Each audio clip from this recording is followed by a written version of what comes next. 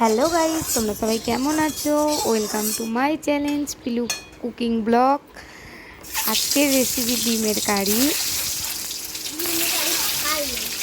প্রথমে আমি কিছু একটা কড়াইতে সাদা এই সর্ষের তেল দিয়ে দিলাম। তারপরে আগে থাকতে সেদ্ধ করা ডিমগুলো আমি নুন হলুদ মাখিয়ে রেখে দিয়েছিলাম। তারপরে তেলের মধ্যে ডিমগুলো দিয়ে দিলাম। ভাজা হয়ে গেছে। দেখো বন্ধুরা, কি সুন্দর ডিমগুলো লাল লাল করে ভাজা হয়ে গেল। ভেজে নিলাম।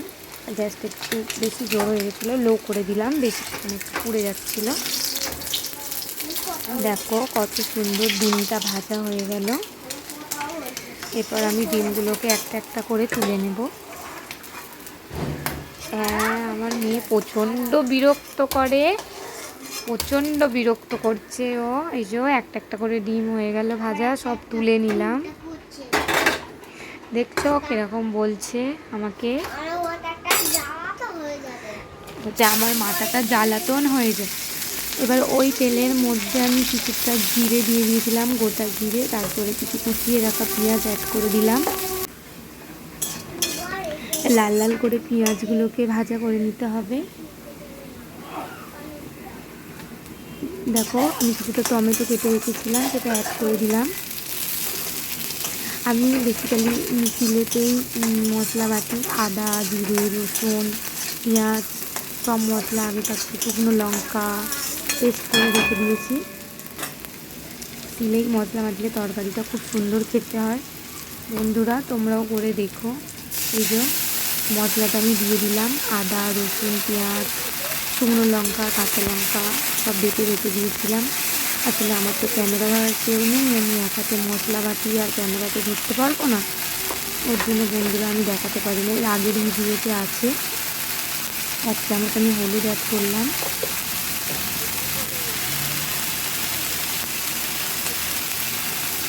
কিছুটা নুন অ্যাড করে দিলাম।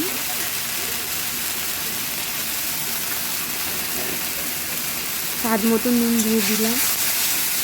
এবার একটু এদিক ওদিক করে ভালো করে মশলাটাকে কষিয়ে নিতে হবে। দেখো বন্ধুরা, খুব সুন্দর কষানো হয়ে গেছে মশলা। এবার আমি কিছুটা ওই মশলা ধোয়া বাটির জলটা দিয়ে দিলাম। ভালো করে আবার কষবো মশলাটা।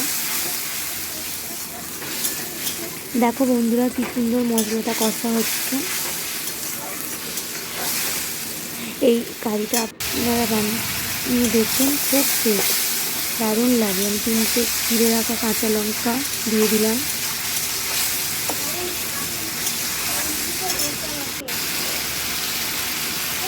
দেখো বন্ধুরা, আমি কাশ্মীরি লঙ্কা গুঁড়ো অ্যাড করলাম।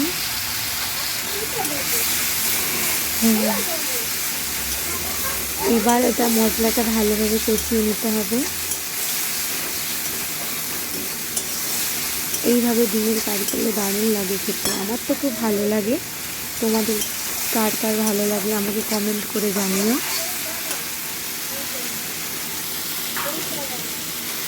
অনেক কষ্ট করে ভিডিও করি আমি।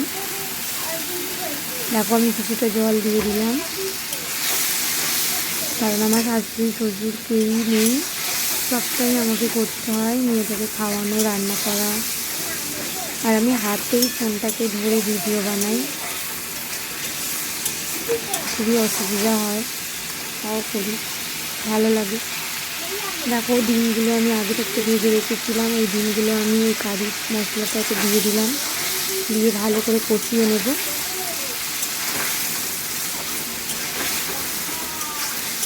তোমরা আমার চ্যানেলটা একটু সাবস্ক্রাইব করে দিও।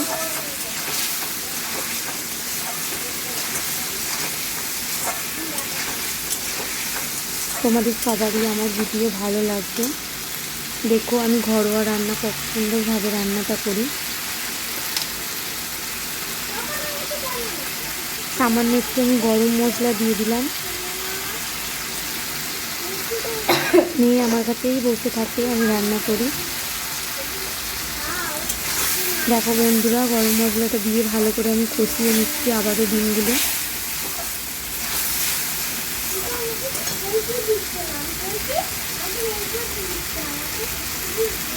দেখো কত সুন্দর লাল লালভাবে তেল ছেড়ে গেছে। কষানো হয়ে গেছে।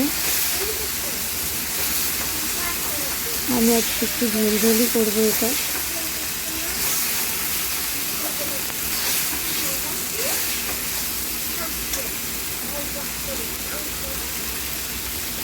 দেখো বন্ধুরা, আমি এবার সামান্য জল অ্যাড করলাম। এই যে কিছুটা পরিমাণে আমি জল দিয়ে দিলাম। এবার এটাকে আমি ফুটতে দেবো।